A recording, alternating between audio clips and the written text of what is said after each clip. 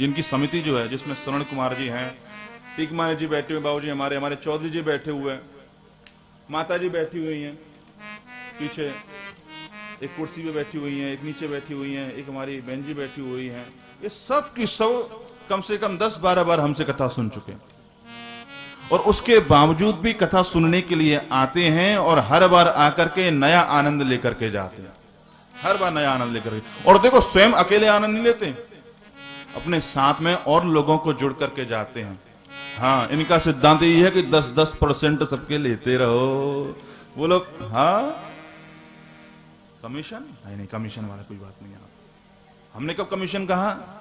हमने तो ये कहा कि भाई इसमें तो ऐसा होता है कि अपने आप ही बिना कोई पासवर्ड के 10% अकाउंट में चला जाता है, इसमें कमीशन वाली बात ही नहीं है, अपने आप ही 10% चला जाता है। तो भैया इसी प्रकार से आप लोग भी इस समिति से जुड़िए और वो 10% वाला जो लाभ है वो अपने आप लेते रहिए। बोलो प्रेम से राधे राधे। कहा कि आप हमें यदि इस कथा के योग्य समझते हैं तो श्रवण कराइए। राजा परीक्षित ने श्री सुखदेव जी से कहा तो श्री सुखदेव जी कहते हैं कि राजन सुनो, तुम्हारे प्रश्न को सुनकर के हम इतने प्रसन्न हुए थे कि हम स्तुति करना भूल गए, मंगलाचरण करना भूल गए, इसलिए हम अब मंगलाचरण करेंगे। श्री सुखदेव जी कहते हैं नमो नमस्ते स्वरिशुभाय सात्वतां विदुरकाष्ठाय मुहुः योगिनां निरस्त साम्यातिशयेन राधसा स्वधामणि ब्रह्मणि रंस्यते नमः। यहाँ पे श्री सुखदेव जी महाराज ने भगवान कृष्ण को प्रणाम किया है और गुप्त रूप से राधा रानी को प्रणाम किया है। देखो, श्री सुखदेव जी ने पूरी भागवत में राधा रानी का नाम नहीं लिया। क्यों? क्योंकि ये श्री सुखदेव जी महाराज जो है ना, ये श्री सुखदेव जी राधा जी के शिष्य हैं, इनके कृपा पात्र हैं। और ऐसी इनकी स्थिति हो जाती है कि राधा का नाम लेते ही इनकी 6 महीने के लिए समाधि लग जाती थी। और यदि मैंने राधा का नाम लिया और राधा का नाम लेकर के 6 महीने की समाधि लग गई तो परीक्षित तो बैठा रह जाएगा और तक्षक अपना काम कर जाएगा। इसलिए मुझे तो कल्याण करना है परीक्षित का, इसलिए राधा जी का नाम मैं नहीं ले सकता। तो इसलिए राधा जी को प्रणाम किया, गुप्त रूप से प्रणाम किया।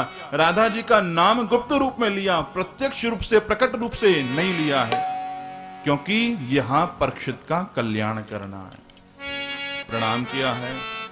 कहते हैं श्री सुखदेव जी भूतैर महद्वीर्य इमः पुरोभिवो निर्माय शेते यदमुषु पुरुषा भूते गुणान् षोडशात्मकः सोऽलङ्कृश्रेष्ठ भगवान् वचांसि मे।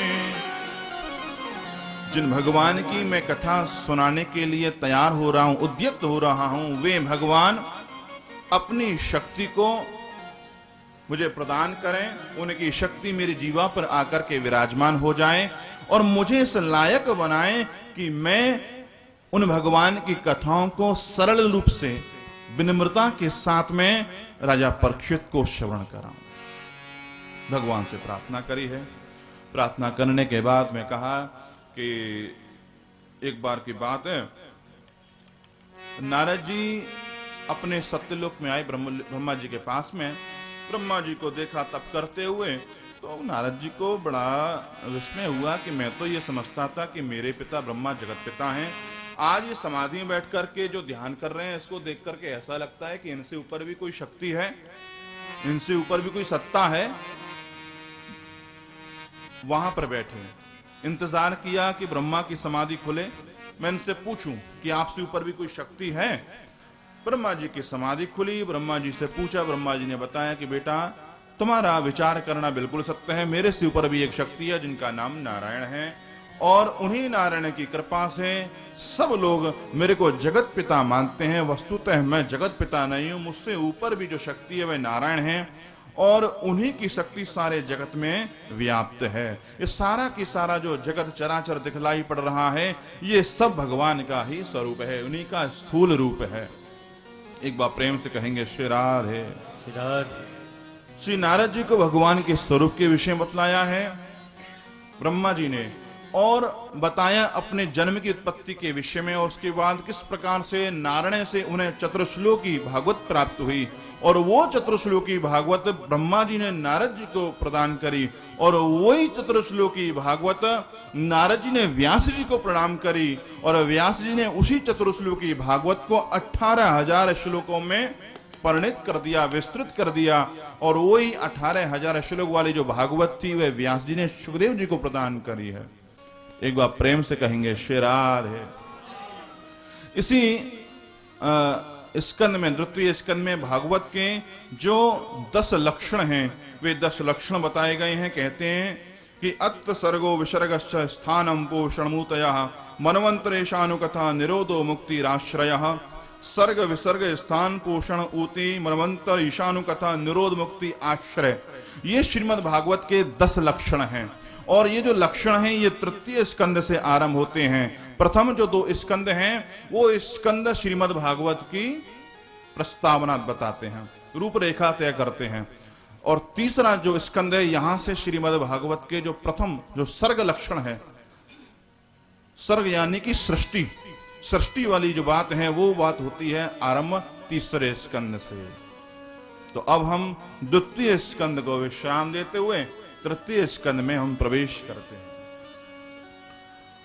तो कहते हैं श्री शौनकादि ऋषि कि आपने बताया था कि विदुर जी तीर्थाटन करके लौट करके आए थे, तो विदुर जी तीर्थ यात्रा करने के लिए क्यों गए, और तीर्थ यात्रा करने के लिए जब वे गए तो वे कौन कौन से तीर्थ में गए, वहां उनकी किन किन ऋषियों से मुलाकात हुई, आप ये कथा हमको श्रवण कराइए। तो कहा कि यही बात राजा परीक्षित ने सुखदेव जी से पूछी थी, तो मैं उसी के अनुसार तुमको बताता हूं।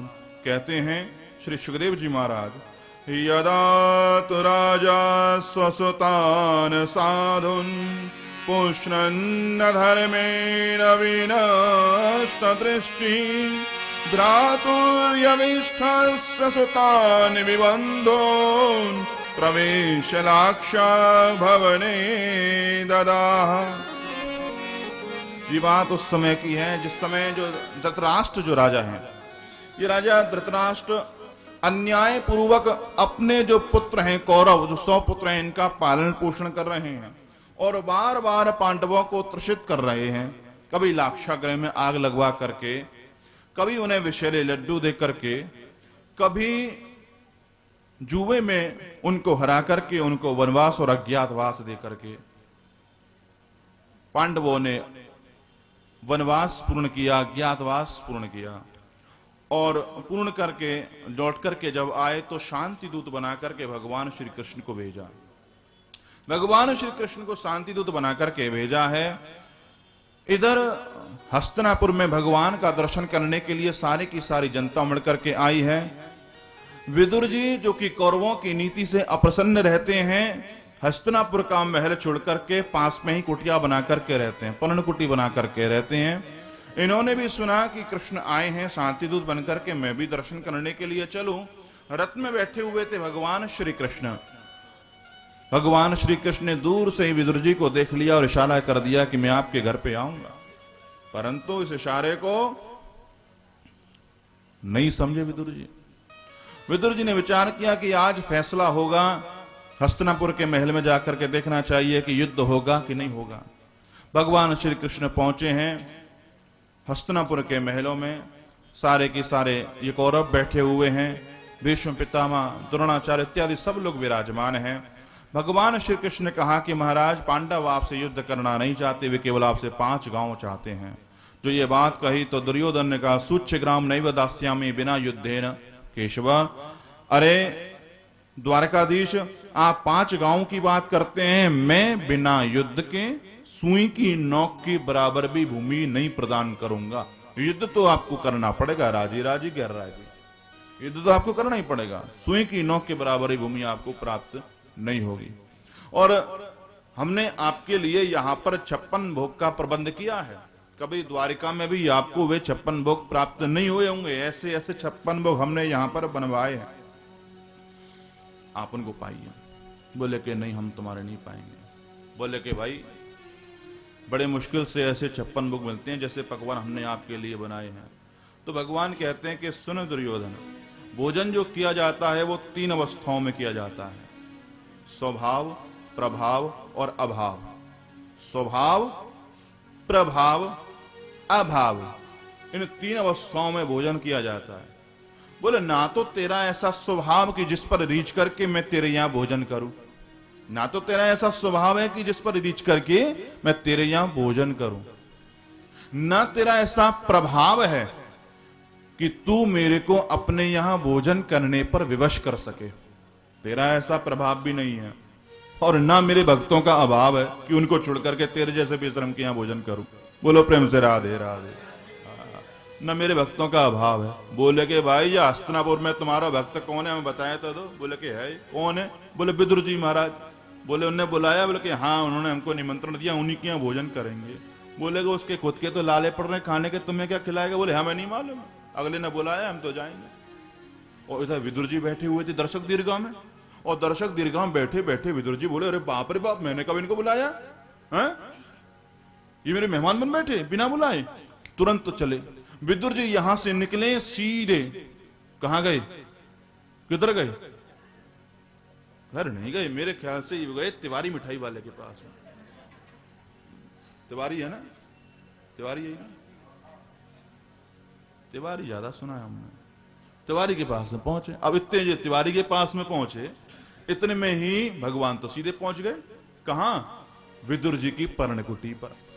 और वहां आवाज लगाई, किवाड़ खटखटाई, बुआ जी मैं बड़ा भूखा हूं, बड़ी दूर से आया हूं। अरे आवाज तो बड़ी सुरीली लग रही है, बड़ी मीठी लग रही है, बड़ी मधुर लग रही है, लगता है द्वारकाधीश हैं।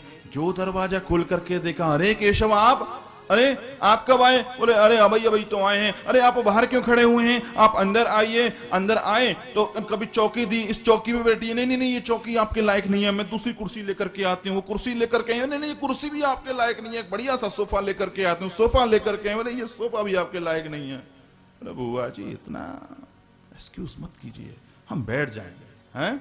इतना आप तकल्लुफ मत कीजिए, इतनी परेशान मत होइए, हम कहीं भी बैठ जाएंगे। बस एक जगह चौकी पर भगवान बैठ गए। बुआ जी बड़ा भूखा हूं, द्वारका से चल करके आया हूं, देखो किसी ने मेरे से भोजन के लिए भी नहीं पूछा है, मुझे कुछ मिलेगा? अरे श्याम सुंदर ऐसी बात? अरे मैं अभी लेकर के आती हूं।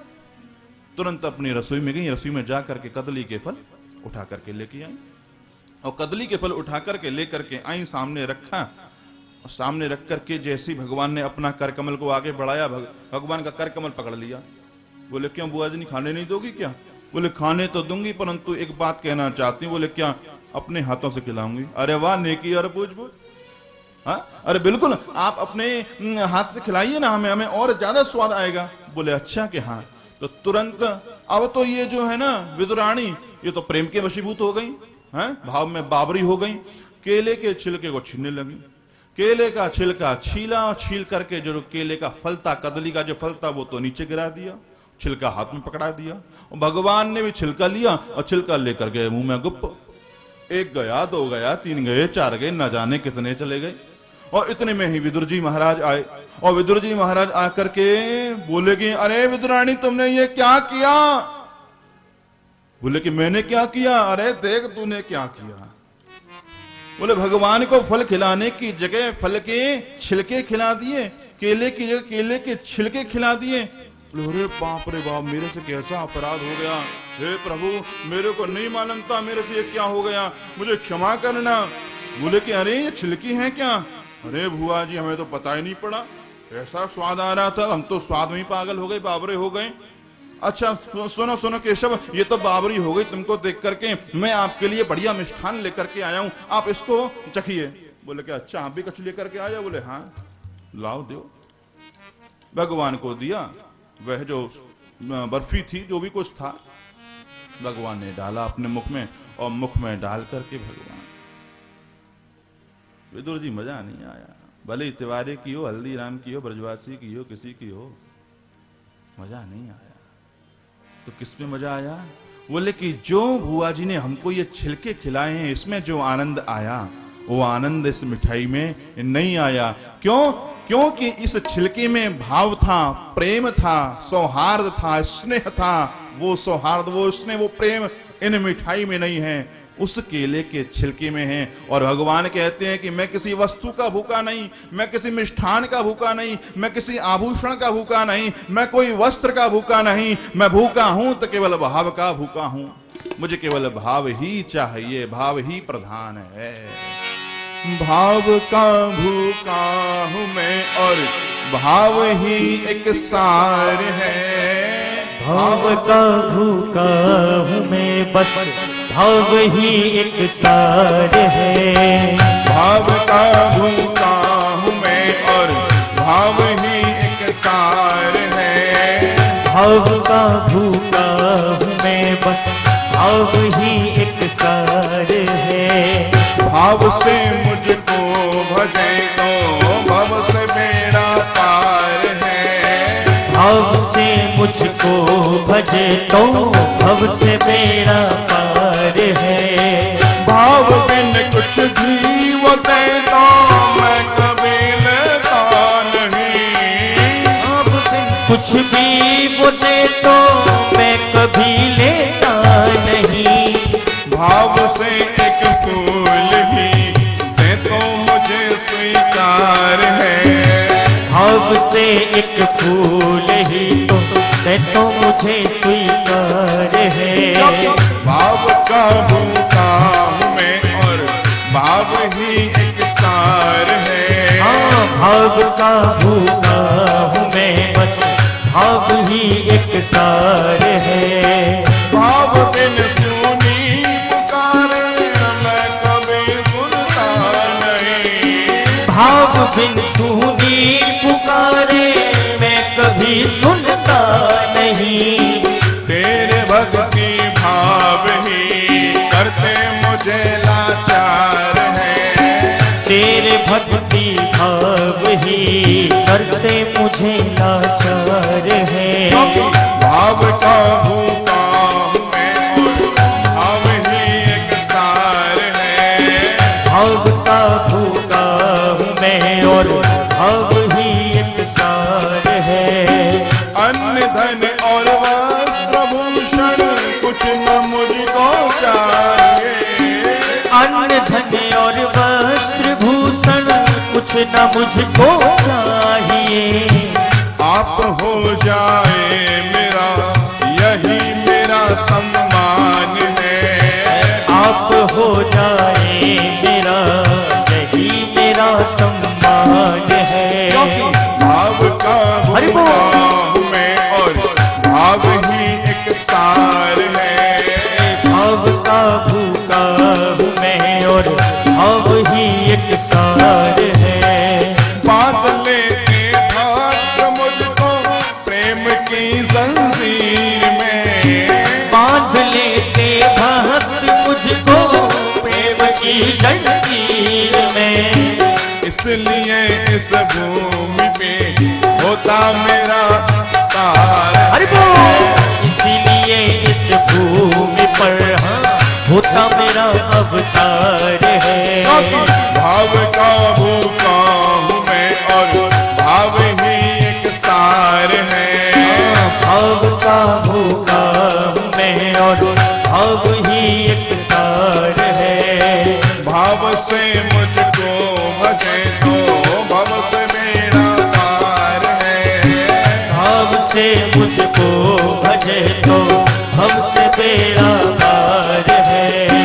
भाव का भूखा हूं मैं और भाव ही एक सार है। भाव का भूखा हूँ मैं और भाव ही एक सार है। भाव का भूखा हूं मैं और भाव ही एक सार है। भाव का भूखा हूँ मैं और भाव ही एक सार है। भाव का भूखा हूं मैं और भाव ही एक सार है। भाव का भूखा हूँ मैं और भाव ही एक सार है। भाव का भूखा हूँ मैं और भाव ही एक सार है। बोलो वृंदावन बिहारी लाल की जय। बोल राधा वल्लभ लाल की जय। राधे श्री राधे। भगवान सिर्फ प्रेम के भूखे हैं, भाव के भूखे हैं। और यदि आपके हृदय से अश्रुधारा आ रही हो, यदि आपके नेत्रों से अश्रुधारा आ रही हो, तो आपके हृदय में भी भाव है, और भाव है तो भगवान है, और भगवान है तो आपके सारे मनोरथ सिद्ध होना पक्की बात है। प्रेम से बोल बांके बिहार। विदुर जी को बुलाया, और विदुर जी को बुलाकर के धृतराष्ट्र ने पूछा कि देखो, शांति दूत बनकर के भगवान श्री कृष्ण आए हैं और उन्होंने कहा 5 ग्राम देने के लिए, परंतु दुर्योधन नहीं दे रहा है, क्या करना चाहिए? तो विदुर जी ने कहा कि मैं आपसे वो बात कहना चाहता हूं जो हर कोई व्यक्ति आपसे बात नहीं कहेगा, क्योंकि इस दुनिया में 2 तरह के लोग होते हैं। एक तो वे होते हैं जो आपके सामने बस मीठी मीठी बात कहेंगे, और एक वे होते हैं जो आपके सामने जो आपके लिए सही बात है वो कहेंगे। लेकिन जो आपके सामने आपसे मीठी मीठी बातें करने वाले जो व्यक्ति हैं, उनको पता है दुनिया वाले क्या कहते हैं? नहीं पता।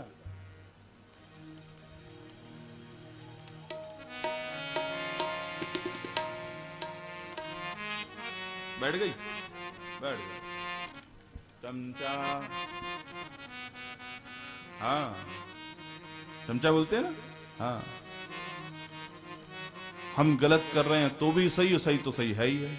अरे नहीं, सब सही, सब ठीक है। अरे आप कभी गलती कर सकते हैं क्या? अधिकतर जब कोई व्यक्ति कोई बड़े पद पे बैठ जाता है ना, प्रतिष्ठित हो जाता है, तो बहुत सारे ऐसे आ जाते हैं, और ऐसे लोग बहुत होते हैं। परंतु किसी प्रतिष्ठावान व्यक्ति से, किसी पद वाले व्यक्ति से उसके हित की बात हो सकता है कड़वी हो, लेकिन सही बात करने वाले बहुत कम लोग होते हैं। और विदुर जी कहते हैं मैं भी उनमें से एक हूं। मैं भी आपके हित की बात करना चाहता हूं, आपको लगेगी कड़वी, परंतु है बड़ी सत्य।